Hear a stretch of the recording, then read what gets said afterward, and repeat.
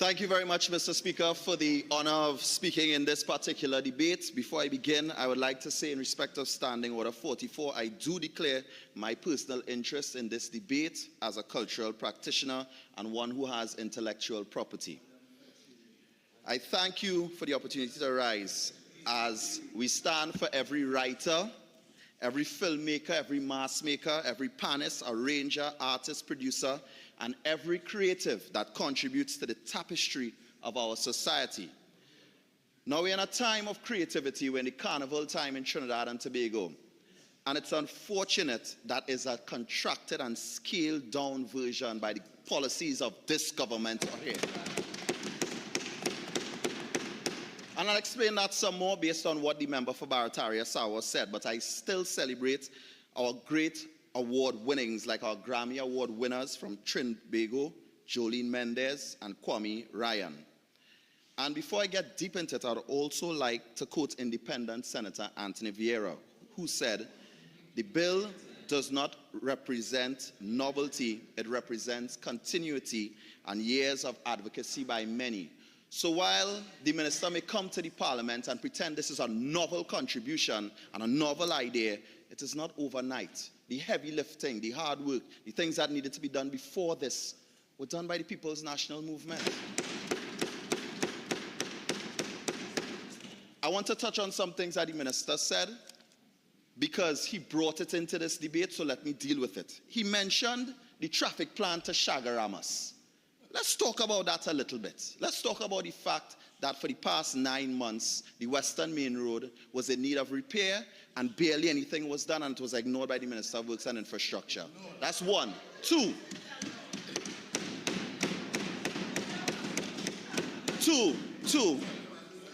when we are talking traffic plan, up to yesterday, I was contacted by the promoter of a Stink and Dirty and Mr. Speaker, Standing Order 48.1, while the member for Barataria San did mention it, we can't be going into an entire debate about a traffic plan on the Copyright Amendment Bill. Please. Well, the member did mention it. I'll give you a little leeway, but let's not take the entire time on a traffic management plan. Of course not, Mr. Speaker. I just wanted to touch and clear the air on who did what they did and who did not do what they did not do. That's all. That's all. I'm done. That's all I have to say about traffic. Stink and Dirty and Soca came up with the traffic plan, not you. That's all I have to say. We speak about protecting our artists, and the truth is our artists do not feel protected in this instance, and it is because when you look at the policies, it has contracted the carnival industry and our carnival festival for 2026. You see it in terms of our mass bands. You mentioned fetes being packed. Member for Barataria Sawa, I know you get complimentaries. Promoters are giving out complimentaries because they need the numbers to appear to look good. Sponsors are pulling out. People are reselling their costumes. The creative industry is affected negatively by the government's policies. And anomalies are not norms. Let me explain something to you. You mentioned that, these fetes are ram and these fetes are ram. Let's talk about the 100 and more fetes that have been cancelled this season. Artists do not feel protected, and the reason why I'll tie it back, Mr. Speaker, when you look at one of the clauses that is being amended, 27, clause 7, section 3, section 23.4, to extend the duration of neighboring rights protection for equitable remuneration for performers and producers of sound recordings. The reason why it is necessary is because there are so many areas that have been affected by the policies of the government. So, okay, let's have one that can actually help the creative sector. And that is why we are in full support of this bill, although we are not in support of many of the other things that the government is doing right now. Mr. Speaker, one of the simplest ways to test whether this bill is reasonable is to ask, is Trinidad and Tobago being asked to do something unusual? The answer is no. Internationally, the Berne Convention sets a minimum benchmark, the life of the author plus 50 years. But it also expressly allows countries to provide longer protection in their domestic law. And Trinidad and Tobago, being a signatory, we are fully entitled to modernize our term of protection in a way that reflects contemporary practice and the realities of creative work and commercial exploitation. Going from 50 to 70 years, calculated, clearer, end-of-year rules for certainty, all expressed. If we look at the Commonwealth Caribbean practice, we see a range, which is exactly the point. Jurisdictions already exercising the discretion Byrne allows. The bill essential note, for example, that Antigua and Barbuda and St. Kitts and Nevis maintain life plus 50. Dominica extends to life plus 70. St. Vincent and the Grenadines goes further at life plus 75. So the move to 70 plus years is not a move out of the norm when it comes down to the Commonwealth Caribbean practice and our spectrum. The real policy question for this House, though, is can we do it? How do we balance stronger protection with access, education, and public interest? So there was a mention of artists and artists knowing. We have a Ministry of Public Administration and AI, and I do hope to see the government find some ways to include AI in actually educating the artists and possibly even recording these works of art. Those are the things that we look forward to seeing, and we look forward to seeing the minister actually, doing something, because it's kind of quiet these days. So, public explanations offered during and around the Senate debate emphasize protecting creative labor for longer, especially in a digital, streaming-driven music economy, and aligning Trinidad and Tobago with major markets where longer terms are common. I wish the member for Barataria Sawa spoke a little bit more about the streaming platforms and the way this will affect other things. And hopefully, in his wrapping up, he will mention these matters. Now, this reform recognizes creative work as real work with lasting economic value, not a hobby that expires after one generation. So, one of the people that I am really excited for this is Full-Blown Entertainment, the grandsons of Eddie Hart. Reason being, I see in the future when they have their grandchildren will be able to benefit from their creative work. And I say this to bring it back to Eddie Hart, where we're in a situation where a senator has taken the league that he created and transformed it into something else and branded it as his own. These kind of things are what we want to see copyrighted and protected. This modernizes our law in line with global direction of travel on copyright terms for authors and performers. It represents targeted, sensible updating, not a major structural overhaul. It's not what this is. It's a step in the right direction, but there are many steps to be taken still. During the debate in the Senate, Senator Faris Harari mentioned that we should have an intellectual property authority and not just an organization. I commend that contribution. And I also commend the minister for her contribution to Baron, who was ailing. I commend the minister for that contribution. But what I will say is, we need to get certain things right in terms of Trinidad and Tobago and collecting royalties and dues. When you look at Christmas time, there are about 12 songs that you hear on repeat, and you all know these songs. We all know these songs in this parliament. It's about 12 songs. 3 of them are Scrunter. 3 of them are Scrunter. 3 of them are Baron. And the other 6 of them are from various artists. If we were to really get the collection of royalties for intellectual property right in Trinidad and Tobago, there wouldn't be need for us to give Baron a grant. He would be collecting that amount from royalties and contributions.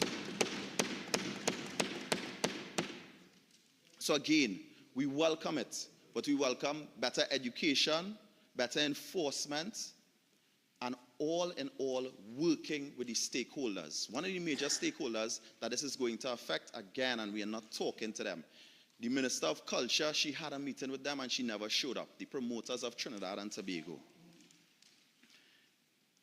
When you look at, so let me quote something that I found on the intellectual property, the World Intellectual Property Organization's website. It's called How to Make Money from Music by David Stops. When you look at the ways They mention income from public performances on radio, television, downloads and streaming, online live performances, concerts, bars, which we have over 40 shut down, hairdressing salons, and any location where work is played or heard in public. What we need to really do is work with these different agencies that are continuously being closed down by this government policies and prevent it and find ways to adjust and work with them so that our intellectual providers, our people, our creatives that are contributing to our intellectual bank, they are awarded and rewarded for what they are putting in. So a central pro-bill narrative is that revenue patterns in music and increasingly other digital creative markets are no longer concentrated only at release. Catalog consumption is persistent and streaming has become the dominant format globally. IFPI reports that in 2024, global streaming revenues exceeded US $20 billion and represented about 69% of total recorded music revenues. For those of us that listen to music online and pay attention to the figures, Mr. Speaker, you'd notice that legacy music earns more than music of the current day, and that is why this is so important. A 20-year extension is represented and presented as a way to ensure Trinidad and Tobago creators or their families, as states where applicable, are not cut off from income streams prematurely, particularly where exploitation is international and catalog driven. We all know the story of rum and Coca-Cola and how that affected the true creators of that work of art. The National IPO reports that in 2011, the contribution of copyright-based industries in Trinidad and Tobago was estimated at 4.8% of GDP and 5% of employment. Today, it can account for a lot more. Government-linked presentations also cite more recent CSO figures suggesting the creative sector generated approximately $393.8 million in 2019.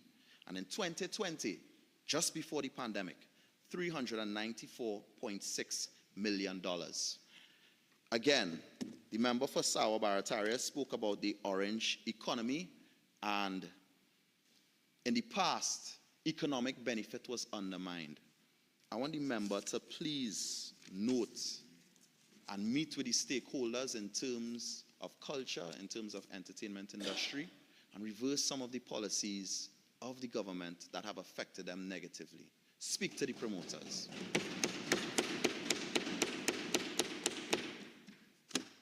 So again, I urge you all, in terms of education, there's a lot of licensing confusion. In terms of writers and producers, we even have some artists that are sometimes advantaged by producers who may find ways to work around their knowledge and really take advantage of them. So we're asking again, education, education, education. This bill is not a handout. It is not a handout. Do not put it as a handout to the creatives and stuff. It is not a handout. What it is a measured update that reflects streaming era economics, affirms that creative labor is labor, supports a sector with documented economic weight, and reduces cross-border mismatch where our creators seek international income while leaving broadcasting rights, duration unchanged, and making only a clarifying adjustment there. I want to touch on something else. There was a mention of Carnival Trinidad and Tobago being 2026 being the richest carnival, and we expect the most visitors. Again, speak to the stakeholders, speak to the real estate agents. They will tell you how many carnival rental properties are still on the market. Speak to the airlines. Look at the fact that you still can get a ticket to Trinidad and Tobago from New York today for next week. That's not a norm. That's not a norm.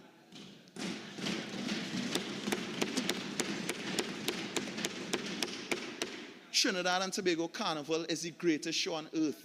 And if we continue along these lines that we are going right now, we won't be. We have global competitors within the region. Jamaica, Barbados, They're putting their carnivals out there and doing the necessary. They're not increasing alcohol prices. They're not increasing taxes on promoters and taxes on people in general. They're not doing it. They're encouraging the entertainment sector and the creatives in their economies. And yes, again, we are saying we support this bill because it does that. But we're asking for the other policies to be considered and for this government to take into consideration the people in the creative sector in a real way.